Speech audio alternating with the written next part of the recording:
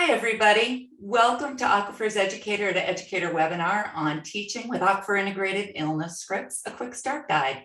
My name is Eileen Oshesky. I'm the Chief Engagement Officer here at Aquifer, and I am going to kick us off. Move to the next slide. So I want to special shout out to the Aquifer Curricular Partners. Curricular Partners, there's 189 programs out there. You may or may not know who you are, but it means you subscribe to all 5 Aquifer signature courses, and that means that you have access to the beta set of integrated illness scripts that we're talking about today. They're right on your home screen right now for the 2021 subscription year, and we're releasing more each quarter. Next slide.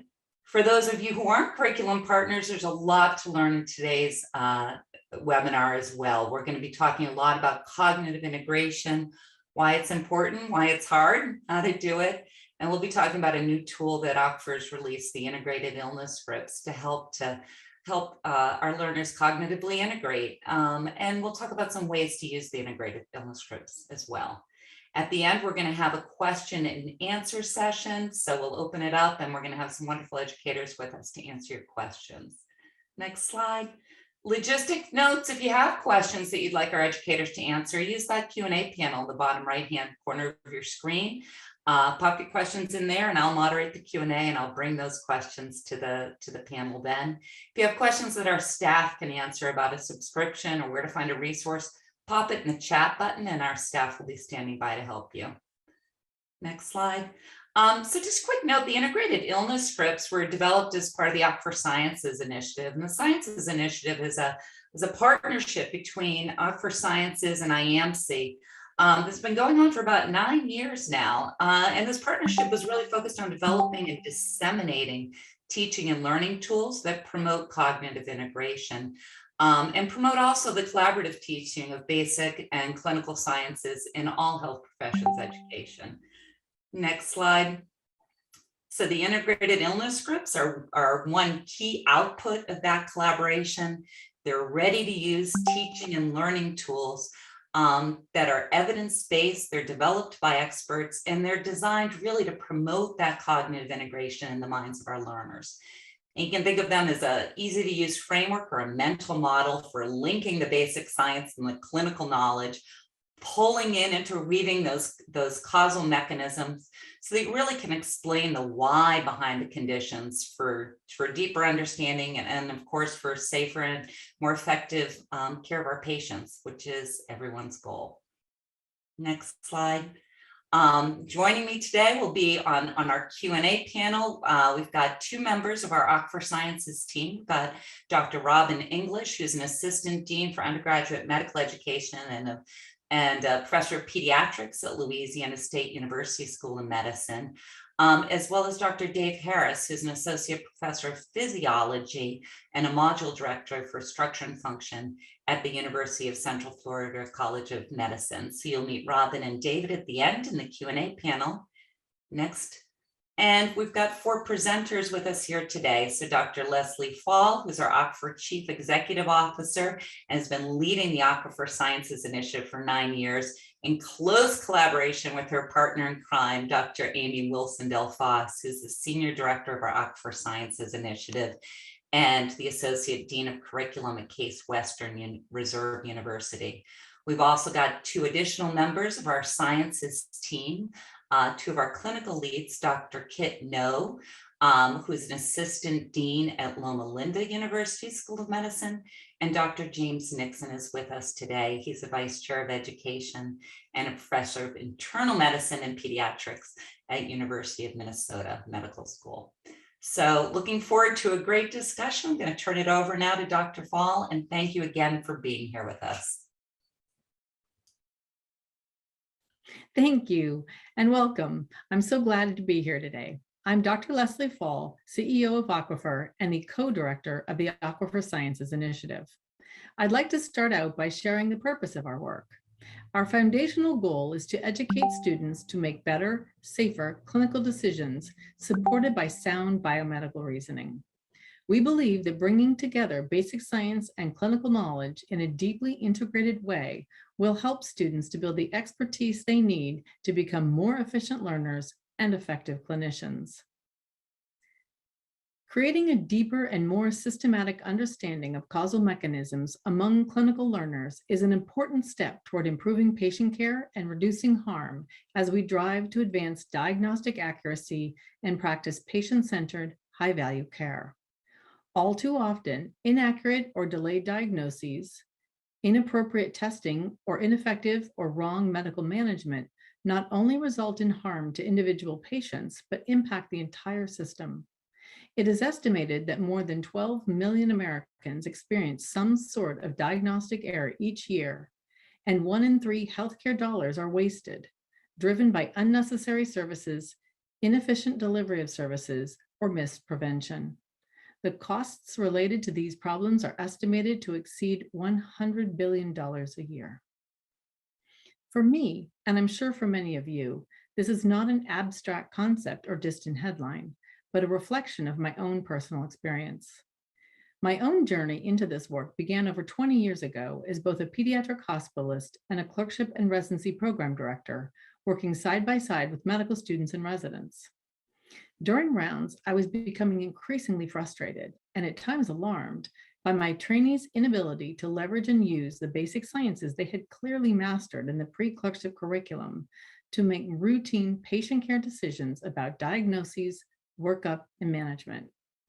This was especially apparent in my mission to reduce unnecessary testing and use of expensive and often empiric therapies. Many times I reflected that this lack of applied understanding could have led to serious patient harms. And sadly, on a few occasions, it did.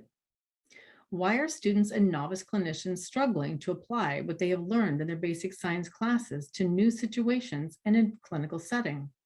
And it's not just my students. Why have I heard the same from so many of my colleagues across the country? It was here that my passion to solve this challenge was born. Unfortunately, many of us have likely seen our students struggle through the transition from basic science to clinical education. I see students that I know have learned these things. I know they have answered questions correctly on a test, but now, faced with a patient, they can't apply that information to what they are seeing in the patient in front of them.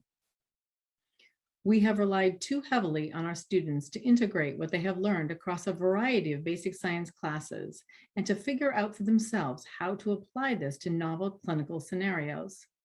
Research has shown that this is an incredibly difficult thing for learners to do.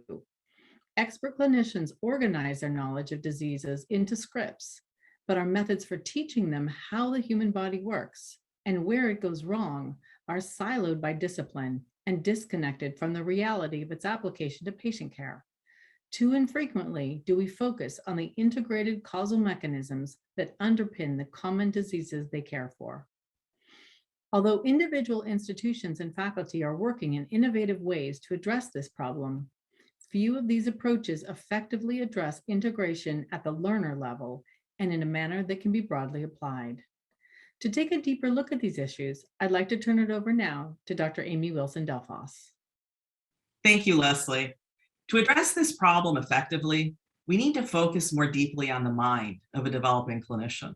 Although there are several well-known curricular integration models at the program, course, or session level, they fail to address knowledge integration at the learner and evolving practitioner level. Cognitive integration of basic science and clinical medicine occurs in the minds of learners and is essential because it promotes effective packaging and organization of content, such that it can be used to provide safe and effective care for patients. This framework comes from the Cognition Before Curriculum paper, in which Kulasegaram and his colleagues from the Nicole Woods group at the Wilson Center for Health Professions Education in Toronto argued convincingly that if we are going to effectively integrate the basic sciences and clinical experiences, we must focus on developing conceptual cognitive connections between these two different types of knowledge using learner-centered, content-focused, and session-level strategies rather than the more traditionally faculty-centered, curriculum-focused, program-level approach to achieve this objective. Cognitive integration matters because research has shown that effective cognitive integration improves diagnostic accuracy, particularly in novice clinicians. And that goes back to our central goal of improving clinical decision-making skills in our learners. The challenge for us as educators lies in translating this approach into effective teaching and learning strategies, methods and tools that may be effectively and broadly adopted. We believe some of the answers lie in findings from another key study. In this study, published around the same time as the cognitive integration paper, the Woods team at the Wilson Center asked dental students to learn about 4 conditions diagnosed by X-ray that are easily confused. Half of the students learned the conditions using the standard framework called segregated in this study, and the other half were taught using a more integrated approach. In the segregated approach group, a concise paragraph teaching the basic science mechanism for each condition was provided, followed immediately by a paragraph outlining the diagnostic, clinical, radiographic features of the condition. In the integrated approach, each condition was taught with the same basic science content underlined here in blue, integrated with the same clinical radiographic feature content underlined here in orange in a deeply integrated sentence by sentence fashion. The results are significant. In fact, the lowest performing student in the integrated group performed better than the highest performing student in the segregated group, both immediately and 1 week later. Let's pause to consider the clinical consequences of this study. Which group of students would you want assigned to your case if you were a patient? Or as a clinical educator, which group of students would you want to be taking care of your patients? Now, let's take a look at how we've translated these findings into the tools we've developed, the integrated illness scripts and mechanism of disease maps, to specifically address the challenge of teaching and learning in a cognitively integrated way. But before we do, let's step back to understand what a traditional illness script is and how it is foundational within the mind of a practicing clinician. To do this, I'd like to introduce Dr. James Nixon. Thank you, Amy. An illness script is the term for the mental model by which a clinician stores and recalls relevant biomedical concepts and their relationship to clinical problems, such as diseases, conditions, or syndromes. Expert clinicians draw from a repertoire of scripts developed and honed through years of experience to drive purposeful clinical data gathering, to compare and contrast diagnostic hypotheses, and to direct initial management decisions. Said another way, an illness script is what a particular illness or condition looks like to a clinician based on their reading and their experience. Novice clinicians naturally begin the process of illness script development the moment they begin learning about diseases and conditions. Targeting these earliest learning experiences and then building upon them is the primary aim of our Aquifer Sciences initiative and its pedagogy. In the traditional model of an illness script, knowledge of each clinical condition is organized within a clinician's memory into 3 main components. The enabling condition, or who gets it. Is it older people, younger people, people with certain exposures? The fault, or what it is that's happening in these people that leads them to develop this condition. And then the clinical consequences, or what symptoms will they present with and over what time frame. Importantly, research demonstrates that how a clinician encapsulates relevant information within these components facilitates or hinders accurate and efficient information retrieval during clinical decision-making. As an example, here is an illness script for asthma organized in the traditional format. On the surface, this appears to be both succinct and nicely integrated, providing novice learners the relevant basic science details on asthma on the right, and then adding the more clinically relevant information on the left.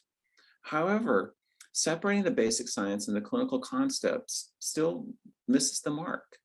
Leaving this information separate doesn't truly integrate the information or the lessons learned from research about how learners recall and transfer knowledge most efficiently. To achieve fully integrated structure, we applied the lessons learned from Baghdadi's team in Toronto to write truly comprehensive descriptions of the clinical features, pulling in each core concept that underpins the causal explanations, each highlighted in a different color here. It's at this level of integrated holistic understanding where effective, lifelong clinical problem-solving abilities truly begin. This is how information should be packed and encapsulated in the minds of a clinician, starting on day one of their education. And this is what is delivered in each clinical feature in each integrated illness script. And now to see our integrated illness scripts in action, I'll turn it back over to Amy. Thank you, James.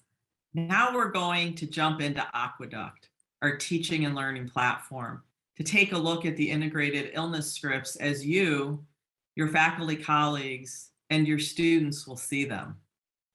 So when we enter our learning platform, you'll notice right away the nice blue banner on your courses page for integrated illness scripts. As we click on the banner, you'll see all of the scripts currently available with our beta set. Additional scripts are in development to be released throughout the year as they are finalized. The first thing I'd like to do is take you inside a script and go through the anatomy. So let's take a look at asthma. Each of our scripts includes an overview, the epidemiology, up to 6 of the most common clinical features, implications for further workup and management, and the mechanism of disease management.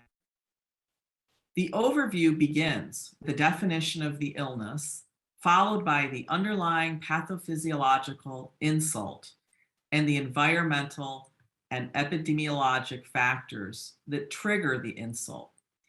We think of the insult as this body was functioning completely normally until X happened. Thus, this section provides a concise description of the basic science genesis of the disease that explains all of the mechanisms that follow. Our work has demonstrated just how important this understanding is to building a cognitively integrated clinical knowledge base.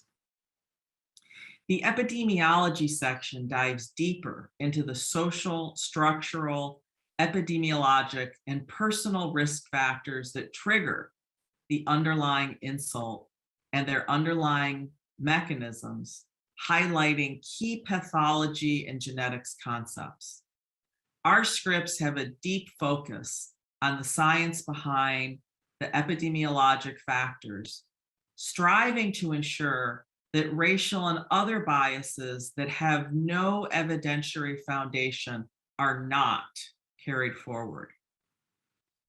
The clinical features that follow articulate the most common presenting clinical findings for this condition at the time of diagnosis, a description of how that finding would be discovered by a clinician, and most importantly, each feature includes its own detailed description of the basic science, causal explanation for why this feature occurs in this condition. For example, basic science explanation for why dyspnea occurs specifically in asthma. This is where you'll see the fully integrated approach learned from Baghdadi, with science causal explanations woven in among the clinical findings in each feature description. As an added component, our scripts also include the basic science core concepts derived from the Aquifer Sciences curriculum that underlie each described causal mechanism. Core concepts are explicitly included in the clinical features and mechanism of disease map section of an integrated illness script, making explicit the important conceptual connections to the clinical observations and interwoven transdisciplinary causal mechanisms and foundational basic science knowledge. In this manner, the integrated illness script provides support for inductive clinical reasoning from the observed features back through the relevant causal mechanisms and basic science concepts to the originating insult. The implications for further workup and management sections are open notes fields to provide students an opportunity to reflect and record how this knowledge will influence their clinical practice in diagnosing and treating patients with this condition. Their work is visible in your reporting, as you'll see later on, and may be used as a classroom or clinical assignment. The accompanying mechanism of disease, or MOD map, is a unique type of linear concept map that provides an integrated basic science visual representation of the illness. Starting with the original insult, the MOD flows in a deductive, causal manner consistent with the way a basic scientist would explain the occurrence of a given clinical feature in a known disease. Each box is color-coded to the relevant core concepts, which are integrated on the side for easy reference. Taken together, the integrated illness script and the mechanism of disease map provide a holistic, cognitively integrated, and clinically relevant overview of conditions that may then be used broadly in clinical decision-making. You'll notice that in the sidebar, students can easily record notes, bookmark key content, and reference lab values as they work through the scripts. We ask that you do take the time to share any feedback on our scripts with us. It's easy to use the feedback session to let us know what you think. Integrated illness scripts are now included in our content library as well, which means you can search and filter to find what you need. You'll notice that scripts appear in the search right alongside our cases. For example, you can view all scripts available to you, or find the scripts that fit into your basic science or clinical courses. You can also search by system, presenting problem, or diagnosis, or use the free text field to find what you need. On each script, you get a quick view into the synopsis and mechanism of disease map. From here, it's easy to select scripts and cases to add to an Aquifer custom course. You'll see that integrated illness scripts are also visible in reporting alongside Aquifer cases. You can view completion status and see any notes students recorded in the implications for further workup in management sections. And in the educator resources section, you'll find great new tools to help you integrate our scripts, starting with our educator guide, which gives you a complete view of the scripts and MOD maps that are currently available. You'll also find content mapping guides, which give you a quick to scan visual list of which scripts apply to your course or clerkship, plus lists for each basic science discipline linking to our core concepts. One of the fastest and easiest ways to get started using scripts is to download our activity cards, located right here in your educator resources. As you'll see later in the presentation, they provide a range of simple and effective teaching strategies for your classroom or clinical rotation. And as you scroll down in the educator resources section, you'll also find our integrated learning sessions. They are completely developed learning activities ready to drop into your classroom with facilitator guides, handouts, and answer keys. You'll hear more about them later in the presentation. For more about how to use scripts in our learning platform, we have complete resources and a video guide to help you get started.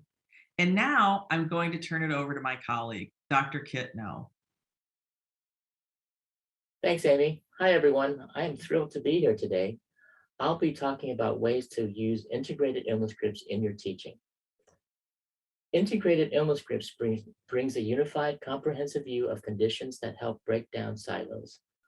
For basic science courses, scripts bring in the authentic clinical relevance that helps to organize and cement key basic science understanding and explicitly showing the critical connections from each of the basic science disciplines to clinical practice. In the clinical setting, scripts provide a reference that reinforces a deeper understanding of why conditions occur, reviewing basic science knowledge in a timely and relevant way to inform clinical decisions. For faculty across your curriculum, scripts deliver access to trusted expertise beyond their specialty. Scripts provide the full view of a condition, integrating knowledge from across the curriculum and the basic science disciplines.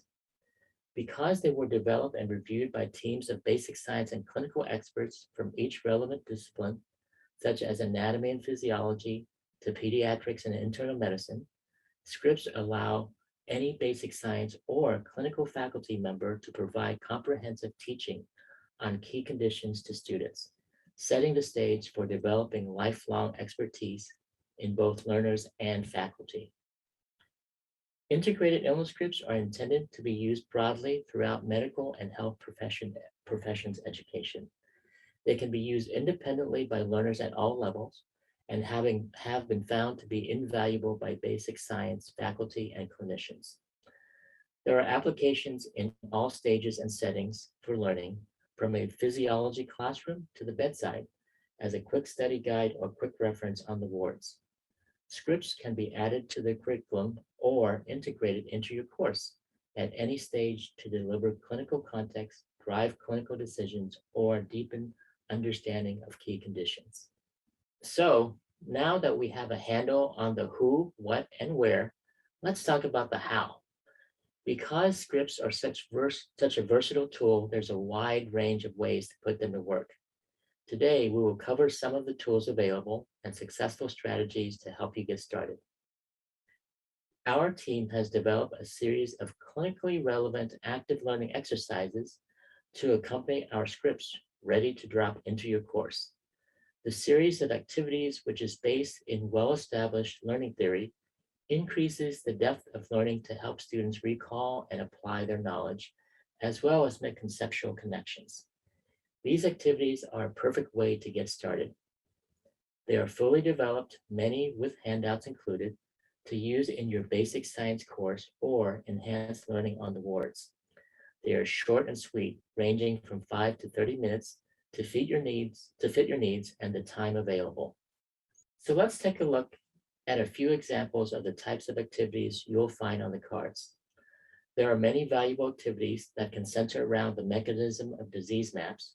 For example, you can present students with a targeted assignment like filling in the underlying pathophysiologic insult, the clinical features or core concepts on the map for the condition you're studying.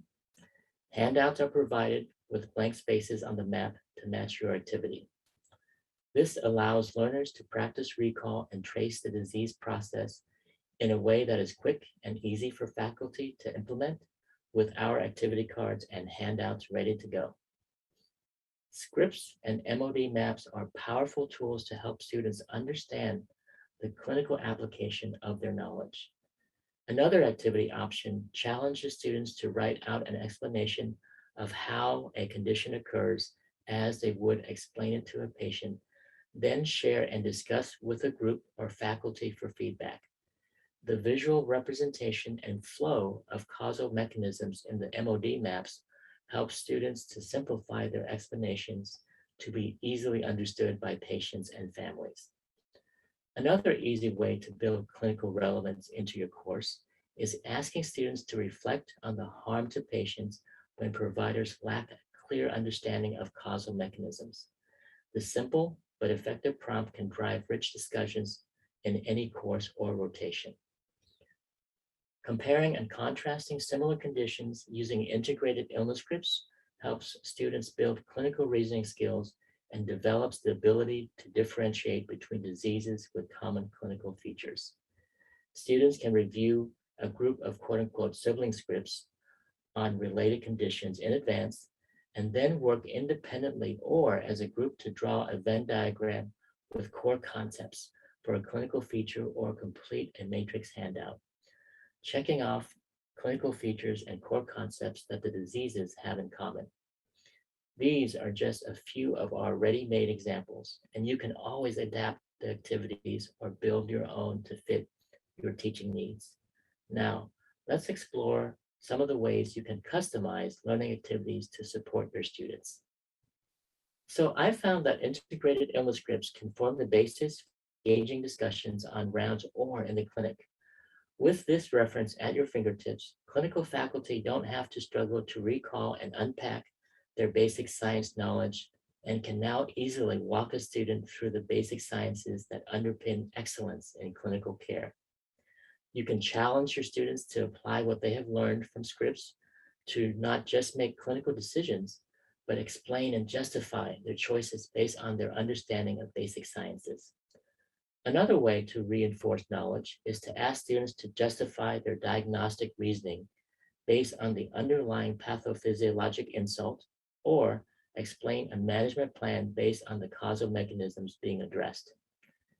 Integrated illness scripts also provide a solid knowledge base to prep for an oral presentation on rounds or in other clinical case discussions on the wards.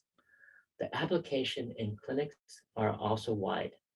Scripts provide the foundation for both faculty and students to dig in and discuss why conditions occur and how that knowledge informs clinical practice and improves decision-making. Although we love to see you engage with your students around the scripts, they also serve as a great reference tool or study guide for students to learn independently. Let students know about their access to this tool already available in their Aquifer accounts and recommend it as a resource to guide their learning on their own time. We also recommend using scripts alongside Aquifer cases.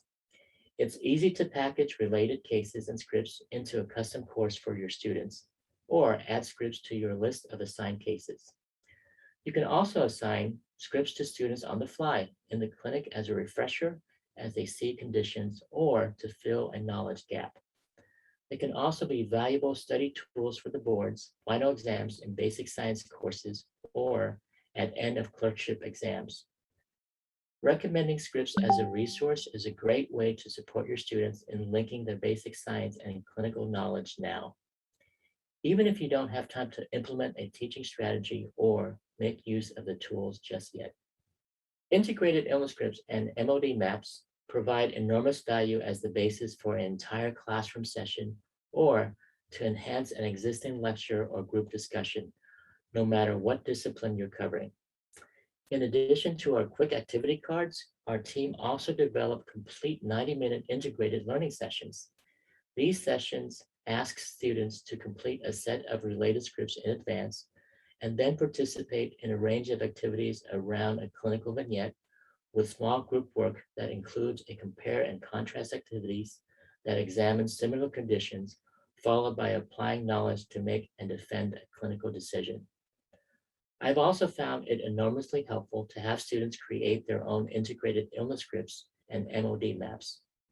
Students have realized that working through the process of integrating and connecting concepts and knowledge is a challenging but invaluable activity. You can also modify this, as you saw in the activity cards, by giving students part of the puzzle, perhaps working from a script to build a map or vice versa, instead of starting from scratch.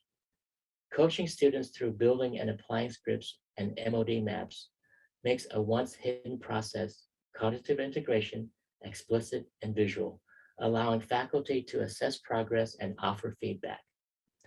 You can also incorporate relevant scripts into your own case-based or problem-based learning session as a reference.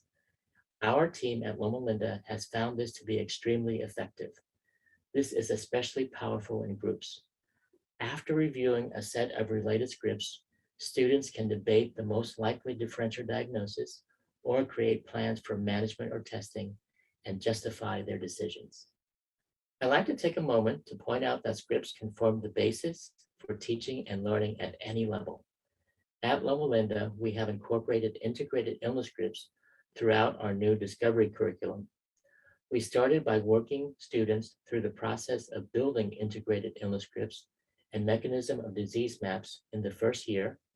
then applying them to clinical decisions through problem-based learning and case-based learning in year 2 and on the wards in year 3. In the 4th year, we have an integrated basic science teaching elective where students can continue developing a library of scripts for their intended specialty or based on their interests. I really think of scripts and their associated core concepts as a foundational tool or mental model that is best applied consistently. Scripts and core concepts form a valuable and enduring framework for students, connecting their pre-clerkship basic science understanding with clinical learning experiences. It's easy to build exercises that increase in complexity as learners advance. Even if you aren't rebuilding an entire curriculum, I strongly recommend incorporating integrated illness scripts where you can, and collaborate with colleagues in other disciplines and departments. Our faculty have certainly rallied around the tool.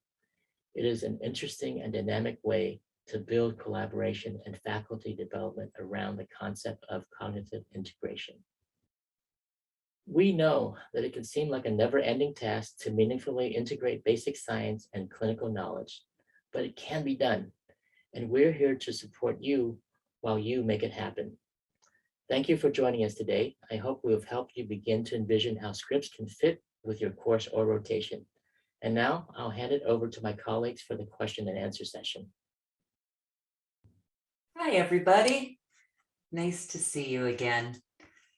So I've got Dr. Robin English and Dr. David Harris with me to answer all your questions. So I encourage you to go ahead and use that Q&A panel and drop the questions right into chat.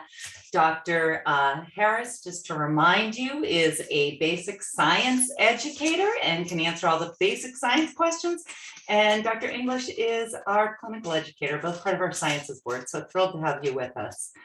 And we had a couple of questions that came in earlier that I'd like to get things started with. And a couple of reminders. So a reminder to everybody that the integrated illness scripts are available for the beta partners, right? For the Aquifer curricular partners, right on your Aqueduct homepage. And that's where you find the activity cards and the other resources as well, right in educator resources. We're just finishing up some of the handouts for those for the activity cards. They're hot off the press. So you'll find the activity cards in there and you'll say, oh, I need that handout to go with it. That should be available at the end of the week. But we had some questions that came in earlier. And when Dr. No was talking about using the scripts as preparation for exams, and someone had asked earlier, what about for OSCE practice? Dr. English, I was wondering if you could address that for us. Could you use the scripts to help with OSCE practice? You could. I think Dr. Harris and I talked about that earlier. Do you want to take that, Dave? Yeah, I can take that one, Robin. Yeah, I think absolutely they can be used for practice. The one thing that comes immediately to my mind are the integrated learning sessions that Amy talked about. If you actually go into those educator resources, it's a wealth of stuff within there, but it's basically, I'll use the dyspnea, for example, that it presents a patient presentation, clinical vignette, however you want to call it, and really it's setting up a compare and contrast with, I think, is asthma, pneumothorax, and maybe pulmonary embolism. And I think within there, as it really walks the student through the basic science mechanisms underlying these, and it eventually gets to the clinical reasoning, because this is how a differential is going to be formed, or what's the next step in the physical exam that a student might partake, or management decisions with it. So I think that's a good probe for many things. The other thing to think about, and that's what I was talking with Robin earlier, it also depends on the outcome. So you could also look at, if you want to test communication skills. Kit No gave an example on the activity card of communication skills. So you could use these integrated illness scripts to, how are you going to say this to a patient in layman's terms? What is that wheeze and asthma, something along those lines. So I think can definitely be used for practice for clinical reasoning and OSCEs. Fabulous. Thank you. Another question that came in was, what about using the scripts for another key issue, remediation? So remediating clinical reasoning skills, both for individual learners who might be balancing, clerkships at the same time, or in group sessions. I'd love to hear some of your thoughts on that. Yeah, I thought about that. I think that there are several opportunities to, especially if a learner has not met their competencies with respect to clinical reasoning. I think there's a lot of opportunity to use these scripts and use them together. So, one way would be to give them the scripts to learn and then talk them through, I think this would have to be done on a one-on-one teacher learner kind of basis. At least what I'm thinking about now is to give them scripts and then have them come in and say, okay, let's take dyspnea, for example. So we've got asthma, pneumothorax, pulmonary embolism, for example. If we give them those 3 scripts to look at, and then ask them to talk through how they would approach a patient, kind of similar to what the OSCE would be, but without the actual, patient there with them, or the standardized patient. You could have them, I think there are a number of ways you could use this for remediation. You could give them the script and have them write the map. You could give them a map with the clinical features and have them fill in the core concepts and the steps back up to the original insult, and have them talk through the core concepts that would be relevant there. So I do think that there is some applicability for individual remediation here for a student who really is struggling with the clinical reasoning, differential diagnosis kind of aspect of their learning. Excellent. Thank you. I've got a question about grading that's come in here, specifically in the pre-clerkship here. So this might be a good one for you to take, Dave. So if you use the integrated illness script or mechanism disease map for pre-clinical pre-clerkship learning in PBL or a separate session, do you grade their resultant maps or script? And how does assessment fit into it? Absolutely. So I started to type out a response there, but Okay. absolutely, I'd rather talk about it. Excellent. So I use the mechanism of disease maps. I'm a physiologist. We love causal mechanisms. And, in the past, I have given formative feedback through that using a rubric we modified. We found some concept map rubrics that we modified to sort of fit that. I think that's the biggest challenge, is finding a rubric, but it seems to work okay. This year, we're going to try to give summative points. I think probably a little more stressful for the students, but I think my opinion is the value in it. When you really get at these causal mechanisms, this is a little bit higher level learning versus rote memorization. How do they put these, really the basic science underneath together? Gives you a deeper understanding of really what the student is thinking. So, we typically do it in groups. I have done individual concept maps as well. The hardest thing with that is time aspects. So maybe if you can develop faculty, I think there's valuable data there. I actually studied that. The initial studies say there's very valuable data there, but balancing out with how much faculty time you have is the challenge. But I do think it's valuable. Excellent. Dr. English, could I ask you the corollary question? What about assessment in the clinical setting? Every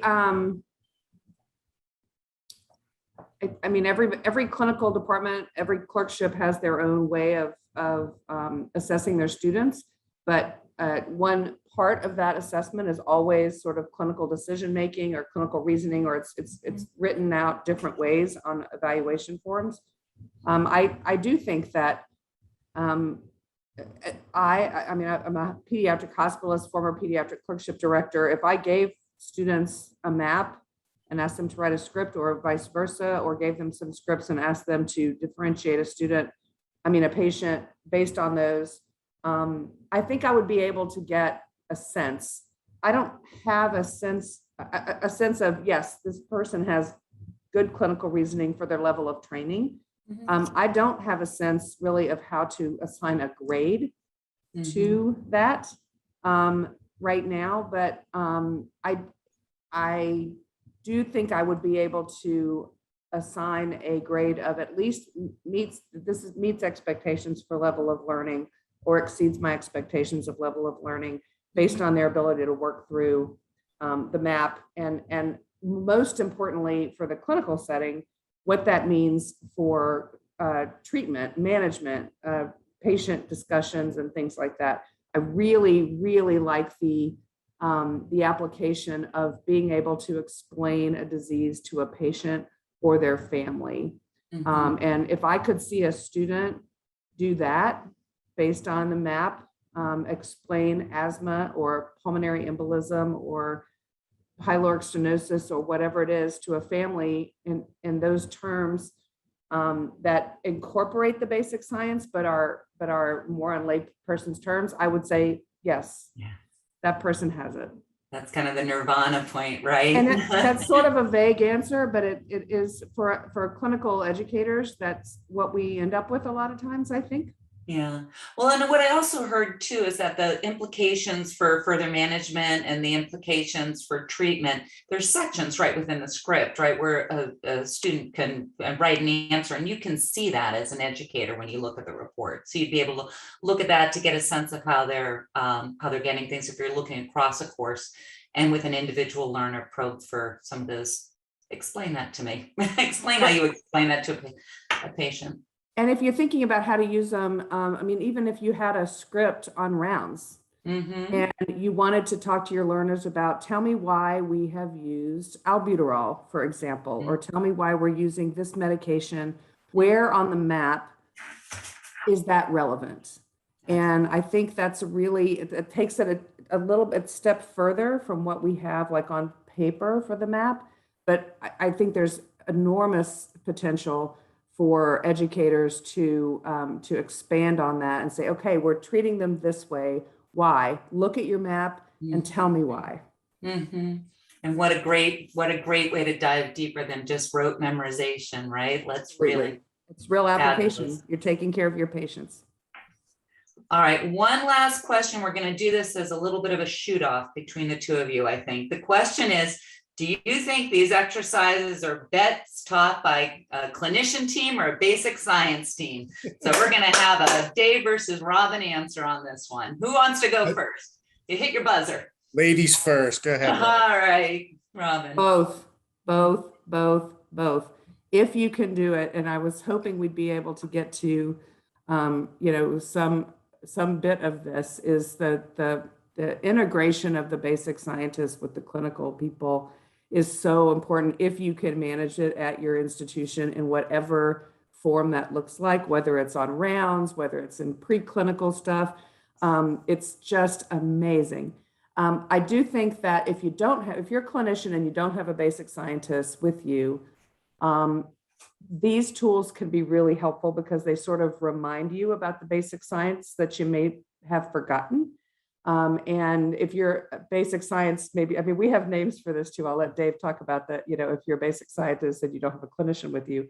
But I think the tools have been developed so that either could teach and both would be better. I don't know. And I got the clarification on the question. The question was, I meant both. Do you think it's best both? So you got it spot on. So I'll let Dave answer on the other part.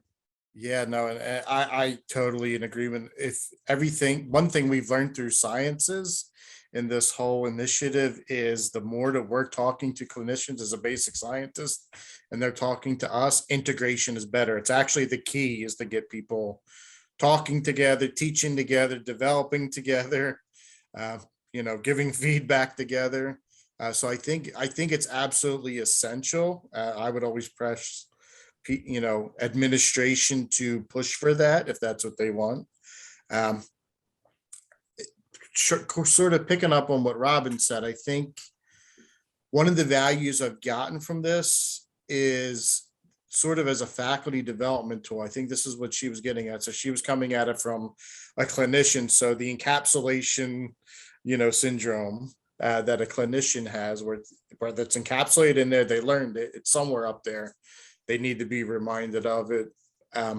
So it gives them an ability to do it. But as a basic scientist, so we have medical education fraud syndrome. where does my basic science fit into what Robin's doing on the wards every day? So that's the sort of two disorders. But as a faculty development tool, what I've learned through this experience is not only am I only learning the clinical, I'm also learning a lot about neuroscience as I'm doing these things. I'm learning a whole lot about immunology as I'm doing these things, because these are tying all the basic sciences together too with this, which there's not many tools that I know out there that actually do that. Yeah. Fabulous. Well, I'm afraid I am going to have to move us to the end. This has been fantastic. Thank you both so much for being here and being part of our question and answer. I've got a couple of just quick notes that I want to wrap us up with. But first, I want to say thank you not only to Dr. Harris and Dr. English, but also to all our presenters, Dr. Fall, Dr. Wilson Delfas, Dr. No, and Dr. Nixon. We appreciate all your work on developing all these and your sharing of your information today. So a couple of quick resources just I want to make sure folks are aware of. If we can go to the next slide. So first of all, right within Aqueduct, again, if you are an Aquifer curriculum partner, if you go onto your page, you're going to see a blue banner. It's got your integrated illness scripts data set, and then right below that, you'll see educator resources. You click in there, you click on Sciences Educator Resources, and you're going to see a slew of resources to help you. So there's a wonderful educator guide that's available. There's content mapping guide that's available. You can also use, I think we showed you earlier, our searchable content library to look for scripts that you want to use. You can look for things by system. You can look for them by basic science discipline, by clinical science discipline, by diagnosis. You can look in here in the mapping guide.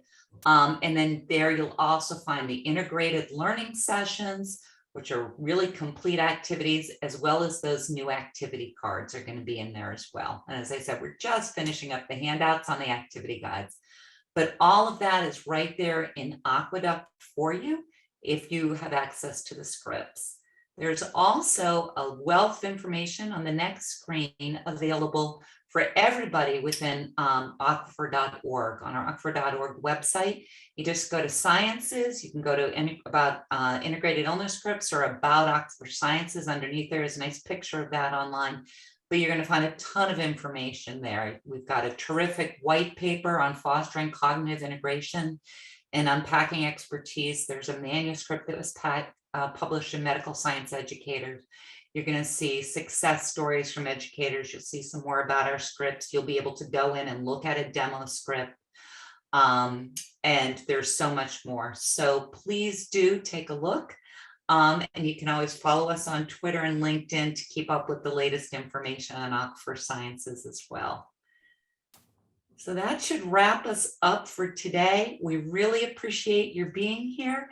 Reach out at support.aquifer.org if you have any questions or if there's anything that's not yet available for you. And we're so glad that you chose to spend this hour with us. Thank you.